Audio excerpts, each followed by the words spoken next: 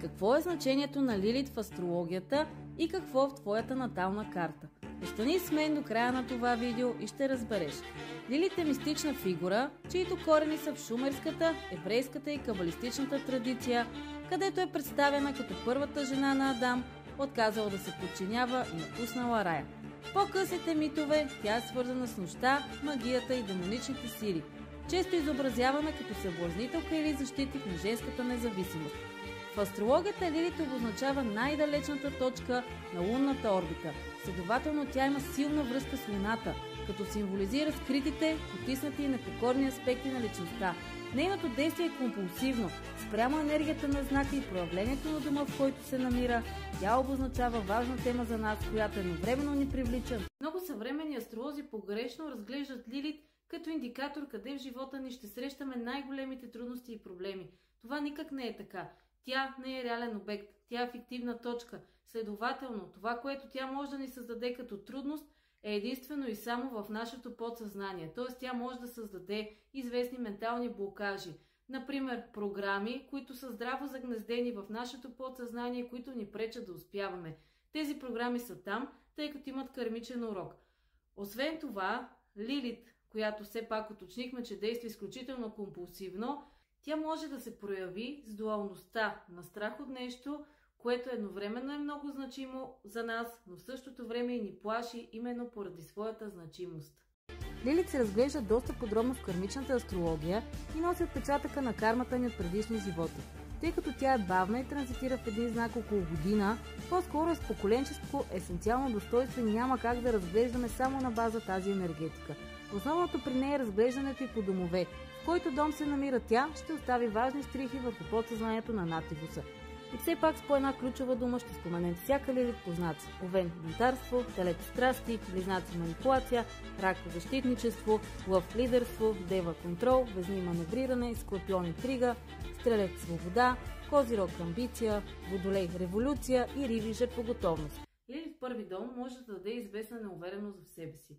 Може да даде човек, който има комплекси, от друга страна може да даде човек, който е свръхзагрижен за своя външен вид, свръхзагрижен за това как той се показва пред другите. Това може да е човек, който спортува изключително много, който се занимава с определен вид гимнастика, неща свързани с това той да се показва. Може да бъде инфлуенсър, може да бъде всякакъв човек, актьор също така, някой, който се старае на всяка цена да се покаже пред другите, да се старае да изпъква, да става по-добър, може да използва определени козметични процедури, естетическа хирургия и така нататък. А в другото проявление той просто може да се затвори в себе си, да не се показва. Това може да са жени, които не се гримират, не се обличат така по-провокативно, просто се свиват по някакъв начин, все едно се скриват от обществото. При Лилит във втори дом това може да даде известни големи тревоги относно финансовата сфера, а също така и за здравето. Това може да са хора, които постоянно се тревожат дали парите ще им стигнат до края на месеца. Това може да са хора, за които им е изключително важно да бъдат богати в този живот, но в същото време имат и известни ментални блокажи от това как да достигнат до това богатство. Тези хора може твърде много да се тревожат и за своето здраве, да се подлагат на здравословни режими, на диети, всичко, което е свързано с здравето, тъй като втори дом е както за жизнените ресурси, което е здравето, така и за ресурсите, материалните от страна на пари. При Лилит в трети дом тя може да не се прояви чак толкова силно, но в случая може да даде известни трудности при общуването, може да даде трудности на деца в ранна възраст, когато са все още в началното училище, в гимназията, може да даде известни трудности с съседи, известни трудности с общуването с роднини също така. При Лилит в четвърти дом може да имаме човек, за който темата семейство е много значима. Може този човек пак да го плаши тази тема семейство, зависи как тя е аспектирана, разбира се. И това може да е човек, който да страни от това да създаде семейство. От друга страна може да има някакви травми от страна на семейството, нали, собственото семейство, и те да са се проектирали в неговия собствен живот. При Лилит в пети дом това може да е човек, който се страхува от това да показва любовта си. Човек, който се страхува да обича, за да не бъде наранен.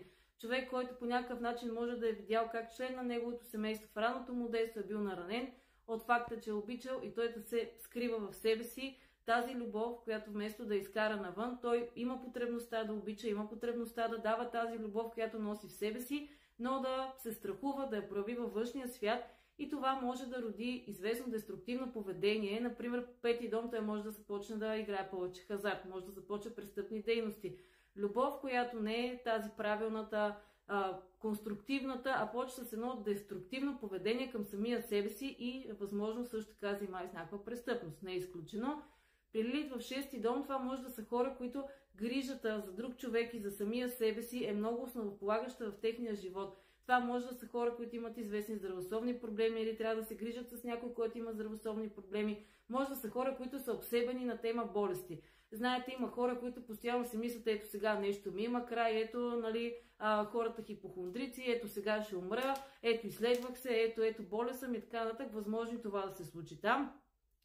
Може да са хора също така, които бягат и от отговорности, страхуват се да поемат отговорност. Също е възможно все пак всяка една планета, обект, всичко, което е в астрологията, може да се проявява по много начини. Според зависи как е аспектирано.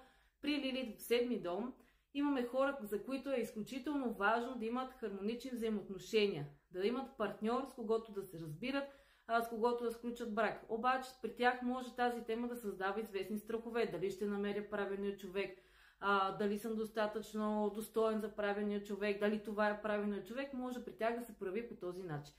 При Лилит в 8 дом, тъй като това е най-кризисният дом в картата, както и кармичен дом, може да имаме един човек, който да се страхува, примерно, от сексуални взаимоотношения. Може да имаме човек, който е по-затворен в себе си, който не знае как правилно да акумулира своята енергия.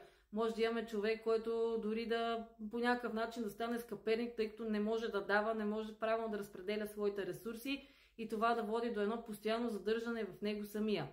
При Лилит 9 дом, от друга страна, пак да добавя за Лилит в 8 дом, може пък да е човек, за който сексуалните отношения са нещо супер значимо, могат да го плашат, може да има дори някакви перверзии, в сексуален аспект може да има някакви перверзии.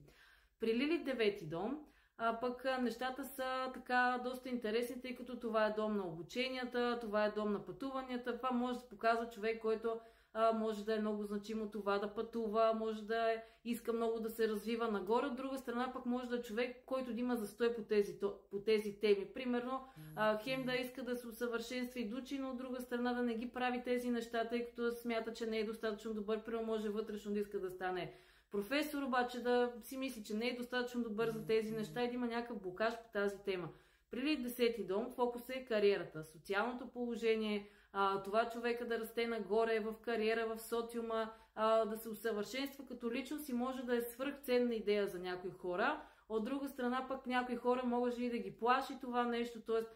те да се страхуват да се усъвършенстват, те да се страхуват да се развиват. При Лилит в 11 дом фокуса е върху дружбата между идеалите, мечтите. Може това да е човек, който е много силно зависимо фокусиран върху приятелствата, между другарите си, да иска да участва в някакъв колектив. Този колектив да е много важен за него, може да свързва с социални мрежи също така. Може пък тези неща да го плашат, може да е супер затворен, да не може да влиза в някакви колективи. А пък Лилит в 12 дом, тъй като 12 дом е така по-изолиран дом и винаги обектите и планетите, които се намират там, имат малко по-различно значение. В случая може да говори за човек, който неговата тъмна природа сякаш е малко по-далече от него, но може да говори за човек, за който е много значим този невидимия свят, предишните животи, невидимите енергии, въобще всичко това да бъде много интересно за него, да има интерес да знае всичко, да се старае на всяка цена, да няма никакви загадки пред него, да иска всичко да разбере. От друга страна може и да се страхува от чуждо влияние, може да се страхува от предишните си животи, може да се страхува от неизвестното. Абсолютно е възможно и това. Благодаря, че останахте с мен до края на това видео. Надявам се да ви е било полезно.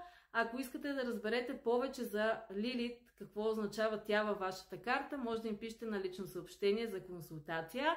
А пък, ако ви е харесало това видео, ще се радвам да го харесате, да ме последвате за още интересни видеа.